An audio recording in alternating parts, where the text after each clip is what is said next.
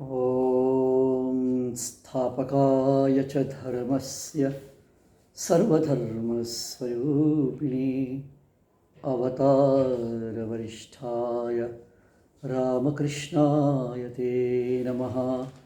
पवित्रं चरितं यस्याः पवित्रं जीवनं तथा पवित्रतास्वरूपिण्यै तस्यै देव्यै नमो नमः। नमः श्रीयतिराजाय विवेकानन्दसूरये सच्चित्सुखस्वरूपाय स्वामिने तापहारिणे सच्चित्सुखस्वरूपाय स्वामिने तापहारिणे। नमस्कार। विवेकानंद केंद्र कन्याकुमारी से आप सभी को प्रणाम। As part of our celebrations of this wonderful event,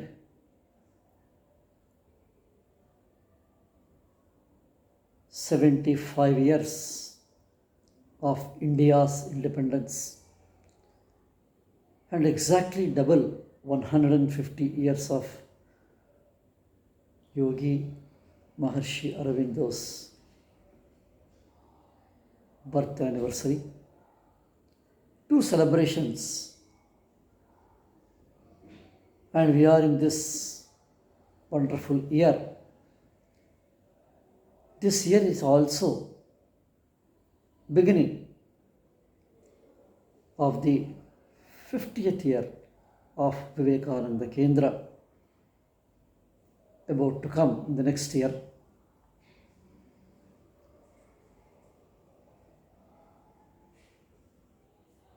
We, as part of our reminder,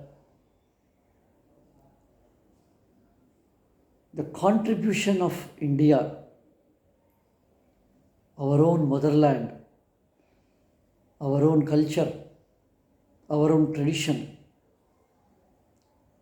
our own beliefs, and India's contribution to the world thought and culture. Whenever, wherever there was a crisis, it was Indian thought which contributed in solving that crisis. It was India's contribution to the problems of the world, problems of the society, problems of the humanity. That is where the Indian thought, whether it is spiritual or whether it is materialistic, Indianness has played a role in this wonderful tradition from the Vedic and the Upanishadic tradition. The truths in the Upanishads, the truths in the Vedas, the discoveries of the Rishis is something unparalleled. The questions raised were very deep, very subtle, and the answers to those questions were also something wonderful. And the questions are also eternal, answers are also eternal. One of the basic questions raised in the Upanishads, we shall try to understand now in this limited timing. One question raised is about Ananda, that is happiness, and Brahman, the all-pervading universal energy. Is there any relationship between it? Are they same?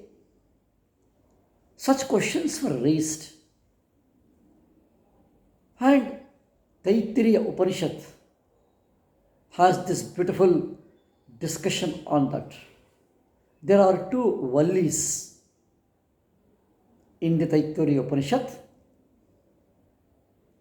One is the Brahmananda Valli, another is the Bhruguvalli.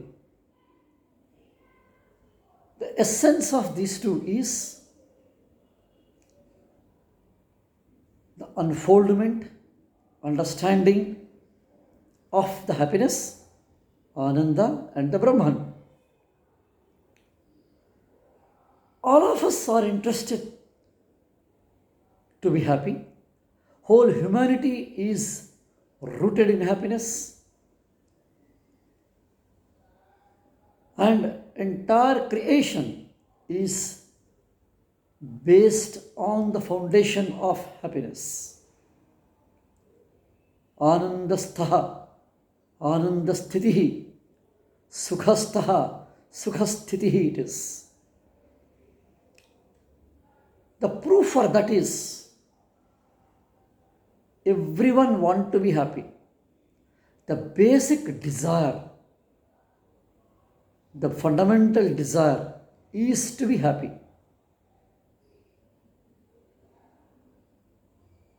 That itself is the proof. That itself is the confirmation that the origin of ours is happiness. Our search for happiness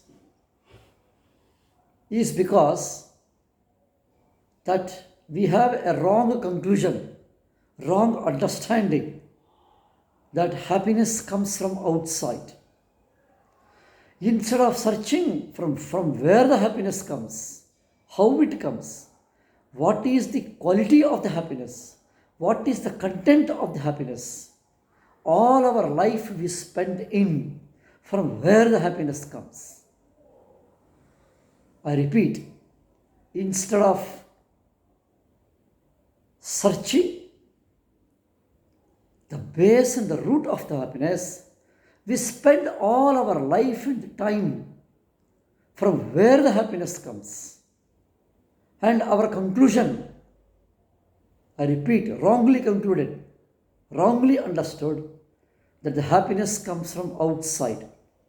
External objects are the source of happiness.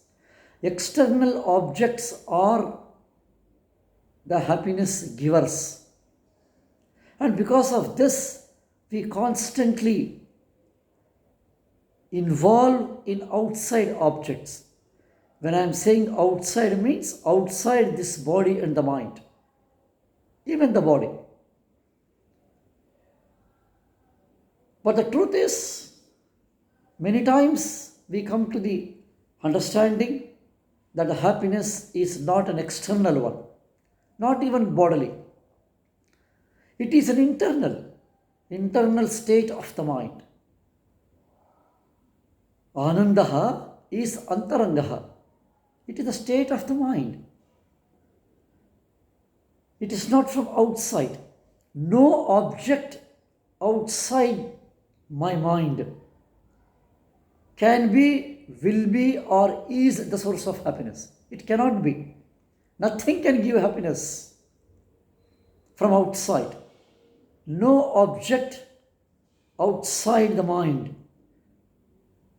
will give, can give the experience of happiness. Experience is always internal. It is always inside. When we say it is internal and inside, it is the mind, the state of the mind.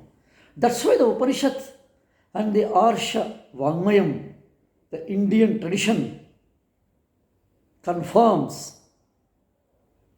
and proclaimed that happiness is an internal state of the mind. It is not external object which gives or which is the source of the happiness. There can be a lot of objections. Questions can be raised saying that when I wear a very good cloth, I am happy. When I travel in an AC car, I am happy. When I eat a very good food, I am happy. When my desire is fulfilled, I am happy.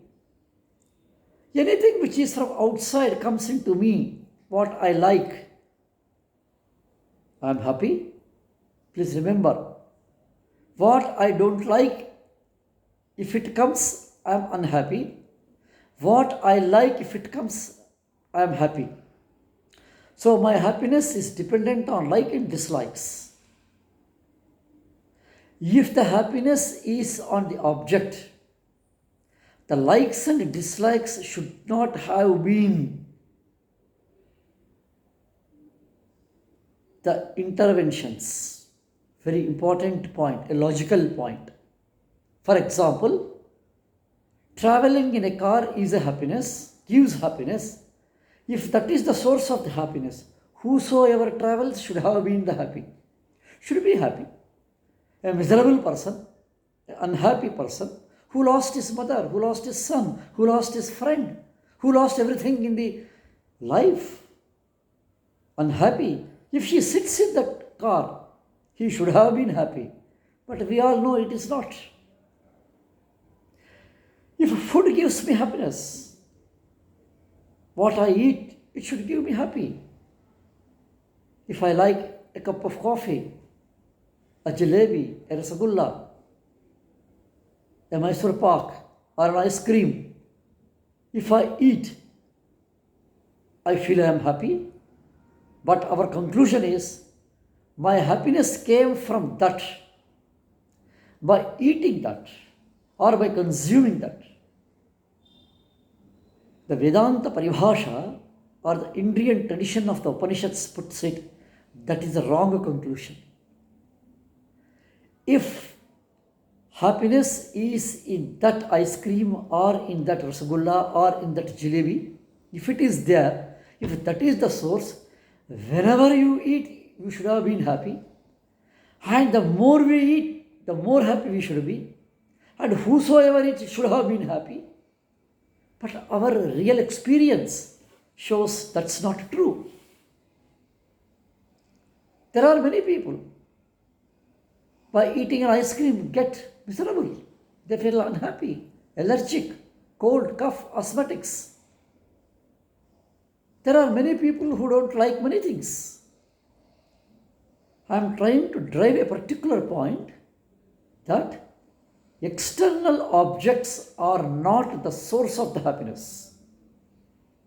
And the logical conclusion, which we all have wrongly, that it comes from the outside, is a wrong conclusion. That should set rest that happiness, ananda, is an internal state of the mind. If it is internal state of the mind, what is that state of the mind? Which state of the mind is called the state of happiness? Which state of the mind is called as the peaceful state of the mind? Happy state of the mind. What is that? This is the question raised. And the question raised is very wonderful it is. And such powerful questions, such intimate questions, such introspective questions are raised in the Upanishads. And that's why Bharatiya Sanatana Dharma promotes question. And the questions are raised, such deep questions which will solve once for all the problems. The answers are so tremendous it is. From the time immemorial and for the future generations, even now, when all of us want happiness, in fact, the life is between the 2 points, Sukha Prapti, Dukha Nivritti. All our actions, all our relationships, all our transactions, all our likes, all our dislikes, all our relationships, all our communications, all our decisions, all our thinking, all our planning, all our entire spending of the time and the energy is just between 2 points. One side is the Sukha Prapti and other side is the Dukha Nivritti. we always continuously try to move towards happiness and avoid misery, dukkha. But the wrong conclusion, wrong understanding is this happiness, it comes from outside, dukkha comes from outside. Externals are the sources of happiness and the dukkha. That's why whenever we experience misery, unhappiness, we blame outside things. We blame somebody. We blame a situation. We put the blame on some object. We put the blame on some person, some relation. And when we get happiness, similarly, we put it on somebody else. Because of somebody, I am happy, and because of somebody, I am unhappy. With whom I am happy at particular time, same person I will be unhappy at some other time.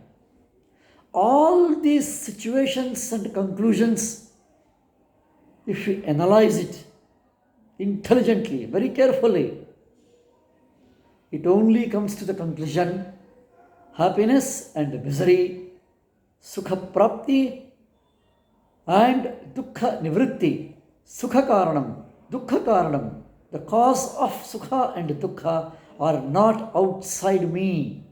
It is in me. And what is that in me? It is not just my response. It is not just my reaction. It is the state of the mind. What state of the mind it is? All of us remember in the Srimad Bhagavad Gita, second chapter, last 18 shlokas by Sri Bhagavan, Sri Krishna, is a wonderful shlokas. Sthita prajna lakshana it is called. Prajahati yada kaman sarvan parthan manogatan atman jevatmana tushtaha sthita prajnastaduchyate. Beautiful conclusion. Prajahati yada kaman sarvan parthan manogatan. When the mind is emptied of all the desires, and then when he is established in the state of prajna, sthita prajna, he is the happiest person. Our normal understanding is fulfillment of desires gives happiness, but the Bhagavad Gita and the Arsha Sampradaya says that not having the desires is happiness. Not having the desires is not after fulfilling the desires. It is elimination of the desires, emptying of the desires. Not having is not a state after fulfilling, because we can never completely, eternally fulfill the desires. One desire is fulfilled, another desire is already waits there. The same question was raised. What is this eternity? What is this Shashwatattvam? What is this Akhandata? Beautiful question was raised. And this introspection, avrita chakshuhu amrutattvam, the Kathopanishad it comes. Avrita chakshuhu amrutattvam icchan. Avrita chakshuhu, internalized vision it is. The vision is internalized. Always we look outside. Always we view outside. We are structured to be outwards. We are structured to look outwards. We are structured to view outside. Reversing this view. Avrita chakshuhu it is. Introspecting, inverting, introverting. Look within. Visualize inside. Understand oneself. And they are called Kaschid Dhiraha, they are called. They are the courageous people. A definition of courage is given in the Kathopanishad. Kaschid Dhiraha. Avrita chakshuhu amrutattvam icchan. And they are the people who are Amritatvam Icchan, who are desired of immortality. And the same question was raised in the Taittiriya Upanishad. Bhrigu, the son of Varuna, a Maharshi, he asked his father, Father, what is Brahman? What is this all pervading, one single force, that which unifies? What is that? The question was raised, and beautifully the Maharshi replies to him that from which everything is born, because of which everything sustains, into which everything merges. That is the one which is the essence of this world. That is the Brahman. That is the eternal, because of which everything is born, or from which everything is born, because of which everything is sustained, and into which everything merges. That is the Brahman. A wave comes from the ocean, maintained in the ocean, merges back into the ocean. From the silence, the thought comes, stays, goes back into silence. That silence state of the mind is a state of happiness. Silence state means not tamasic state. It is a balanced state. Thoughtless state is not thoughtlessness. Thoughtless state is a state of vritti rahitam. What Patanjali tells. Non-identified state. And that is the state of happiness. And that is alone the state of happiness. And whenever a person exclaims that I am happy, that means the mind touched that state of silence. Because happiness can never be from the outside. It's a very wonderful truth, I tell you. The truth of the Upanishads. That whenever we exclaim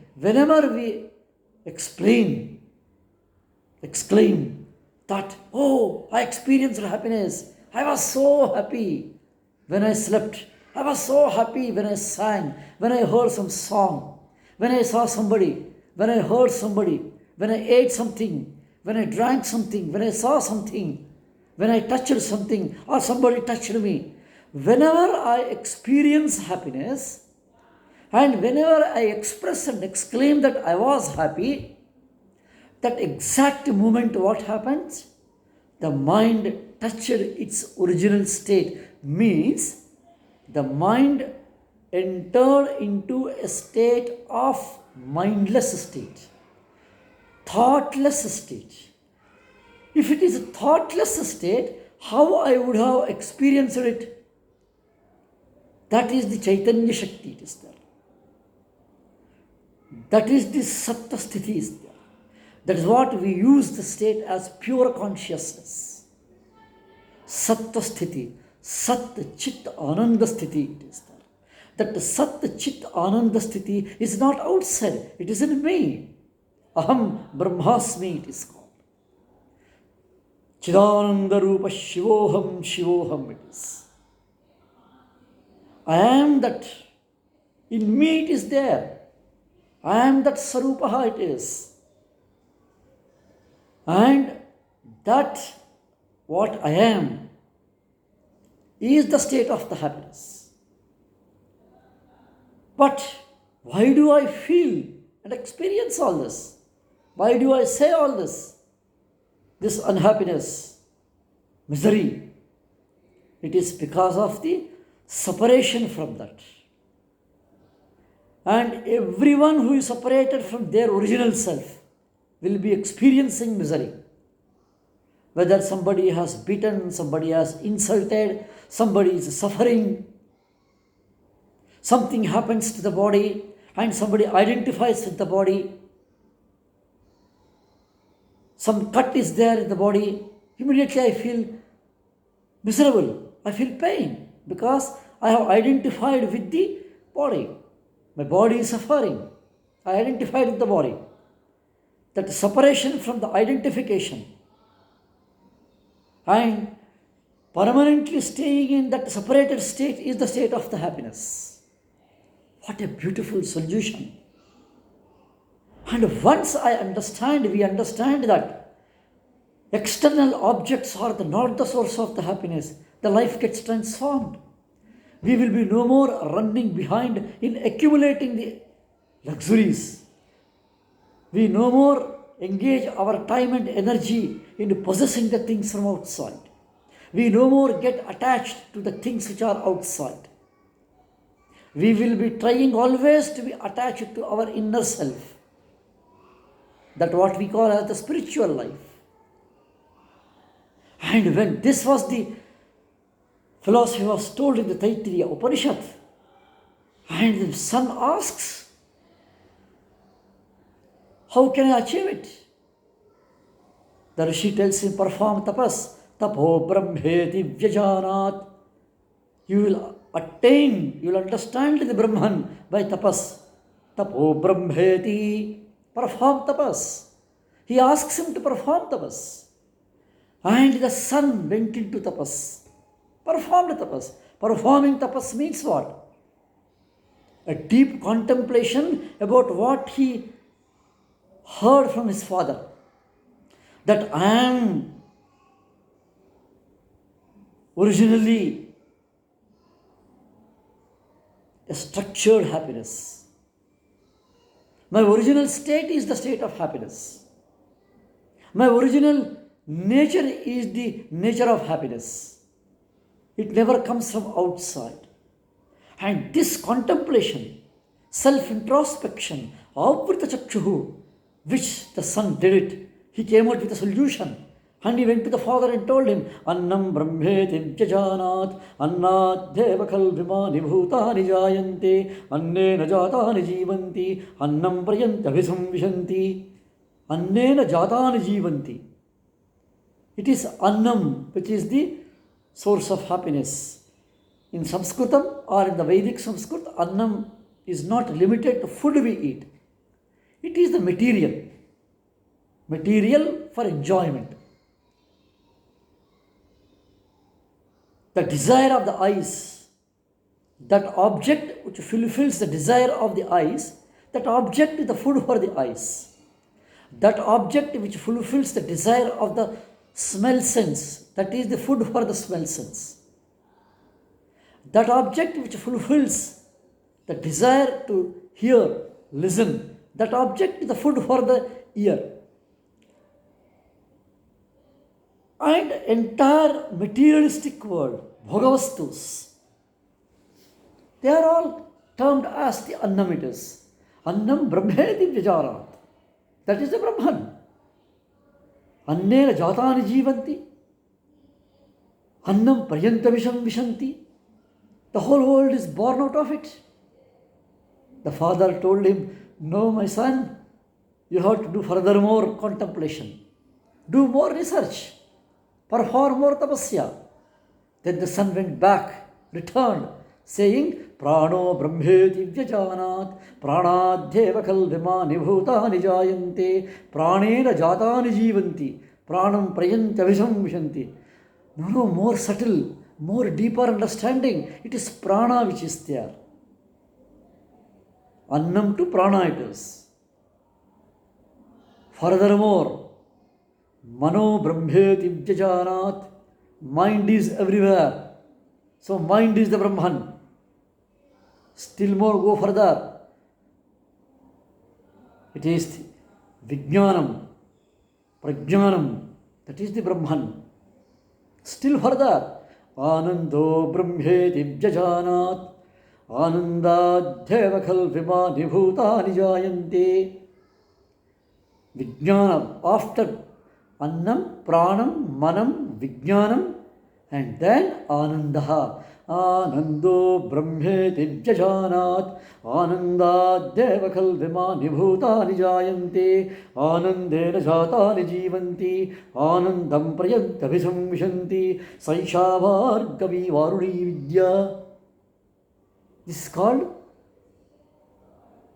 the science of the Upanishads. What is the beauty that? Anando Brahmeti Vyajanat. Equation is given. Ananda is the Brahman. Brahman is equivalent to Anandam.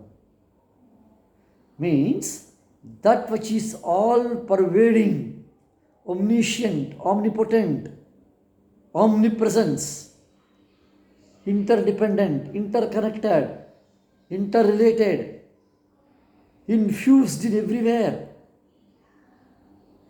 All life forms, all cells are filled with happiness. This all pervading energy is happiness, means happiness is the pervading energy everywhere. What a wonderful truth and powerful discovery of the Upanishads. That happiness is not outside and no external object can be the source of the happiness, and the source of the happiness is not external, and happiness is a state of the mind. And what type of the state of the mind? It is the silent state of the mind, quiet state of the mind. Shanta manaha, prashanta manaha, manashantihi, vishanta manaha it is called. And that state of the mind with his relaxed mind. That's why in yoga we always say that yoga is a technique, a methodology in quietening the mind. The speed, the rush, the fastness, uncontrollable restlessness, the wobbling, chanchalata is there, restlessness is there, tremendous speed in the mind, jet speed. So this fast quickness in the mind, and that is the cause of the misery it is. Bhagavad Gita beautifully it puts it. Kama Krodha Uddhavam Vegam it is called. Kama Krodha Uddhavam Vegam. Kama, Krodha, Lobha, Moha, Mada, Matsara. They are all the expressions of the speed of the mind. They are all the expressions of the fastness. But in entire, and that is the cause of the misery. But in the entire world, in all our normal transactions, we always say, quick, fast, fast, fast. Because of the speed, we missed the silence. Because of the fastness, the relaxation is lost. Because of the quickness, the underlying stability is lost. The speed, the fastness, the quickness, the jet speed, the base fundamental quietness is never understood. A quiet, silent, vast, deep lake. We can see our face clearly reflecting into it. But if it is disturbed, when there are vrittis are there, we can't see our face. Reflection is distorted. Reflection is defiled. So a disturbed mind, distracted mind, that is the cause of the misery. Because of that, we are unable to experience our real nature. This is the Upanishadic tradition which puts forward forcibly that the state of the happiness is the state of the Brahmi Sthiti it is called. Ananda Sthiti is the Brahmi Sthiti. Ananda Sthiti is the Brahma Sthiti. What we call as Brahman is the Anandam it is called. Sat Chit Anandam is the Brahman. If I am an Ananda Sarupaha, I am the Brahma Sarupaha.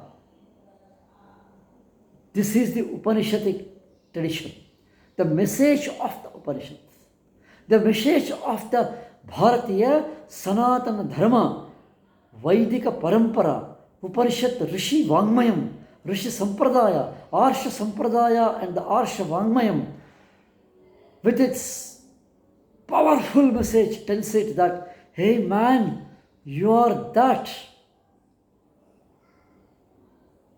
Tattvam Asi.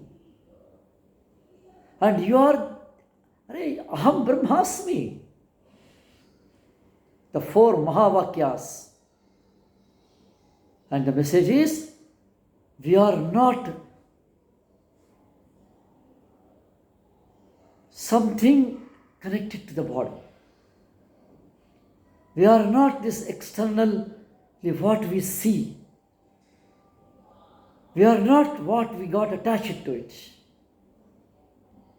This message of the Upanishad, of the Taittiriya Upanishad, which concludes, recommends to investigate that whenever you experience and exclaim happiness, see what happened to the state of the mind.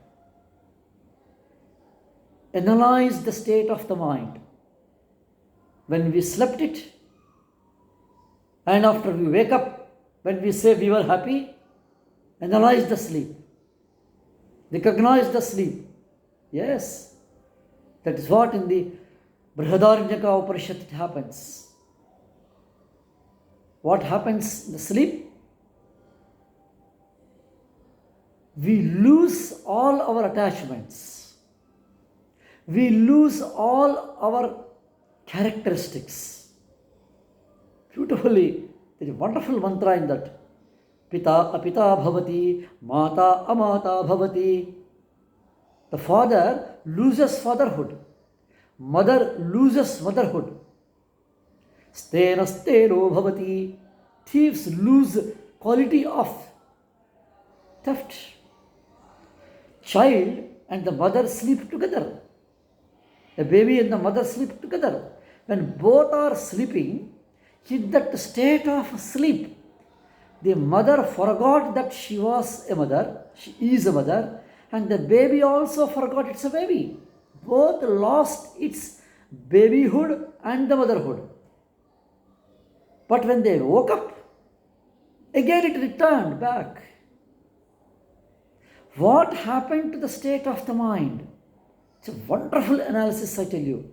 Whether it is in the yoga, Maharishi Patanjali talks about the Nidra, and what in the Brihadaranyaka Upanishad and the other Upanishads talk about the Avasthatrayam, Jagrida Avastha, Sapna Avastha, and the Shushupti Avastha. The three states of our consciousness, three states of our existence. When we are awake, when we are in dream, and when we are in sleep, deep sleep, dreamless sleep. Just have vision. Every day if we get the same dream, suppose we get same dream, we will be confused. Which is real? When we slept 8 hours or 10 hours, what we are experiencing in the dream, is that the real? Or when we woke up and the transactions which we have, is this real? Whether this is a dream or that was the dream.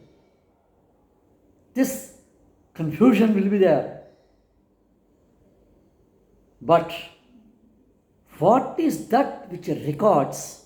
What is that which is existent? What is that which is flows inward, which was existently unchanged? Whether we are in the state of wakeful state, dream state, or dreamless state, in all the three states of our consciousness, what is that which is the constant? there must be something constant by which we are able to register, understand, recognize all these three states. Because of that underlying state, we experience all these three states. We remember all these three states. That fourth state, Chaturtham, in the Mandukya Upanishad, is beautiful it is. Nanta pragyam navahi pragyam nuvayata pragyam na pragyam na pragyam na prajnanagarmam avyavaharya vachinchavarakshanamagrahyam shantam shivamadvaitam chaturtham manyante sa atma sa vijnaya jat chaturtham. That fourth state is Atma state, your state. Your state means our state. My state, your state, all our states. All means entire creation is in that state. When entire creation is in that state, are we not seeing miseries in the whole world? Is it not, are we not seeing and experiencing? Yes. As long as we are in this world, in this body, as long as this identification is there with this body and in this world, please remember, these miseries are bound to be there, will be there. And as long as these miseries are there, difficulties are there, problems are there, and as long as we are identified with this body and the world, it becomes our responsibility and the duty, kartavyam, to relieve ourselves and help others to get relieved from that. So the message of the Upanishad, when it has proposed, when it has confirmed a decisive confirmation that Ananda Sthitihi, that Brahmi Sthitihi is internal, and everywhere, entire world and the Srishti is absorbed in that, it is drowned in that, and the whole world is an expression of that, and the recognition and experience is only due to its identification and the attachment, which are wrong. Technically, the word used in our Indian tradition is the avidya. And that is how the Upanishads so powerfully presents the thought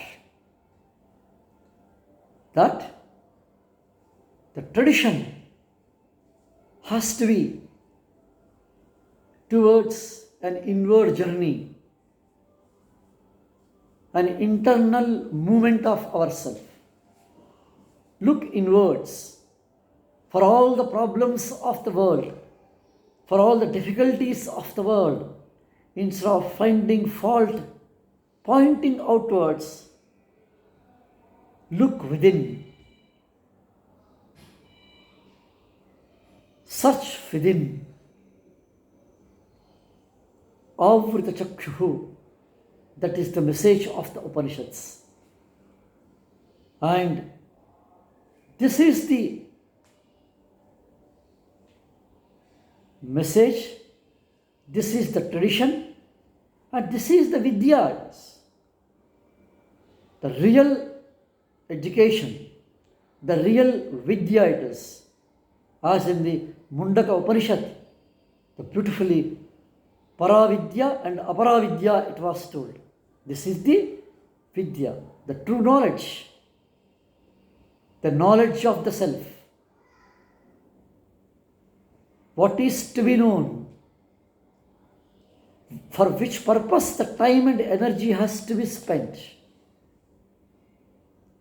Then the life becomes a fulfilled life, a satisfied life, a sarthaka jivan, a life which is full of purpose, a purposeful life, a life of fulfillment, a life of successful life is the life when a person finds a solution for the problems of the world from within.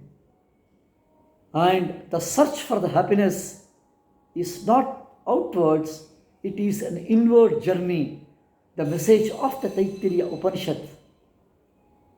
And when the terminology used as the Brahman, it is the Ananda Sthiti. This Ananda and the Brahma Sthiti are the same and the equal, and that is what I am, and that is what you are, and what the whole world it is. And with this background, we should never forget, as I hinted, that as long as we are in this world, identified with our own body, our own material world, it becomes our responsibility and the duty and the kartavya to work for the amelioration, for the release, for the relief, and solving the problems, contributing in the solutions, being a partner in identifying the solution. And the solution is always in the inward journey. And with this understanding of the Bharatiya Sanatana Dharma's Upanishad message, let us conclude with the message of the Taittiriya Upanishad. And our happiness and the Ananda, the source is within and not outward. And with this message of the Upanishads and the Bharatiya tradition, with the prayers for the happiness and the joy of all, let us conclude with the prayer. Sarve bhavantu sukhinah, sarve santu niramaya, sarve bhadrani pashyantu, ma kaschit dukhabhag bhavet. Om Shanti Shanti Shanti. Namaste. Thank you.